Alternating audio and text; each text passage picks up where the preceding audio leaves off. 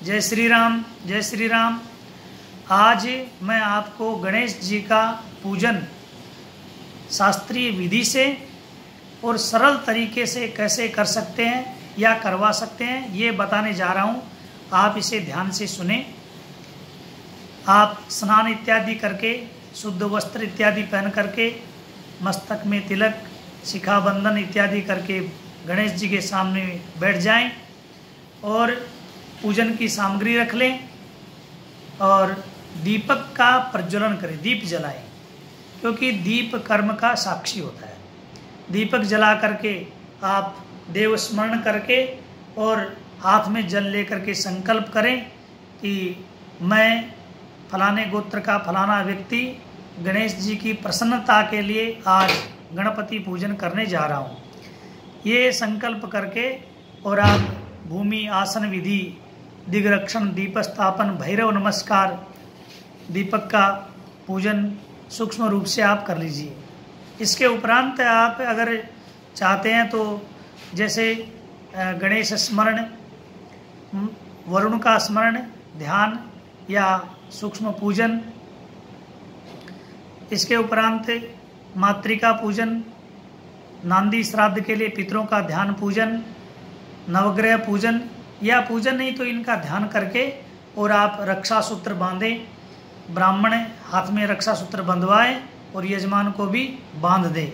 इसके उपरांत ब्राह्मण का वरण होता है। अगर यजमान का काम करें तो यजमान ब्राह्मण को वस्त्र इत्यादि दे करके, दक्षिणा दे करके ब्राह्मण का वरण करता है कि हे ब्राह्मण देवता, आप मेरे इस पूजन कर्म में आप वर्णित हैं, आप मेरा काम करवाइए। वर्ण के उपरांत अपन प्रधान पूजन पर आते हैं। प्रधान देवता अपने आज गणेश जी हैं, तो आप गणेश जी का ध्यान करिए और उनका पूजन करिए। जितनी आपके पास में जिस प्रकार की सामग्री है उस प्रकार से आप उनका पूजन करिए। जैसे मान लीजिए आपके पास में रोली, चंदन, अक्षत पुष्प, धूप दीप, नैवेद्य, पंचामृत वगैरह, तो इनका आप कैसे करेंगे?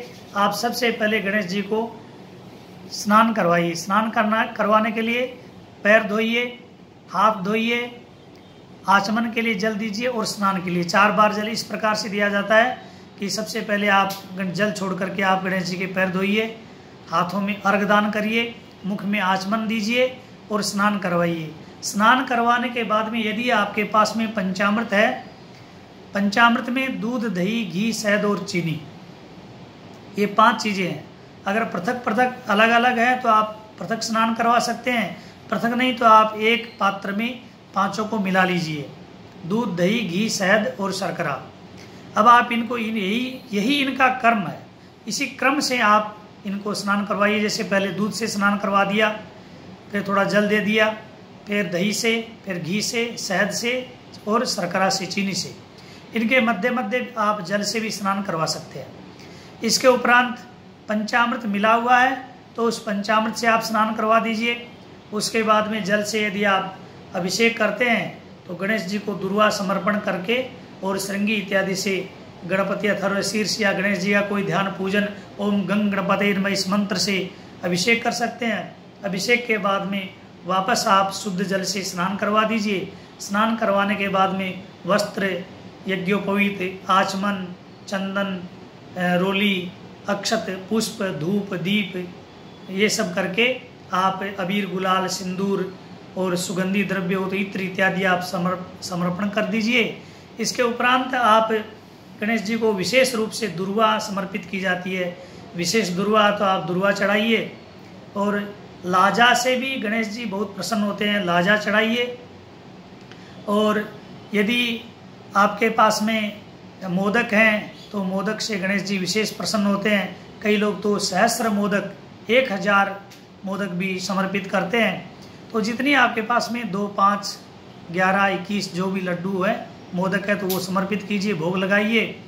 और भोग लगाने के बाद में आप आचमन करवाइए, फल चढ़ाइए, तांबूल चढ़ाइए, दक्षिणा चढ़ाइए और इसके उपरांत आप गणेश जी की आरती कर दीजिए। अगर आपको हवन भी करना तो गणेश जी के हवन की भी विधि है, हवन करिए, आरती करिए और इसके उपरांत आप जो है ना किसी ब्राह्मण को भोजन करवाइए, क्योंकि कोई भी पूजा अनुष्ठान ब्राह्मण भोजन से पूर्ण होता है।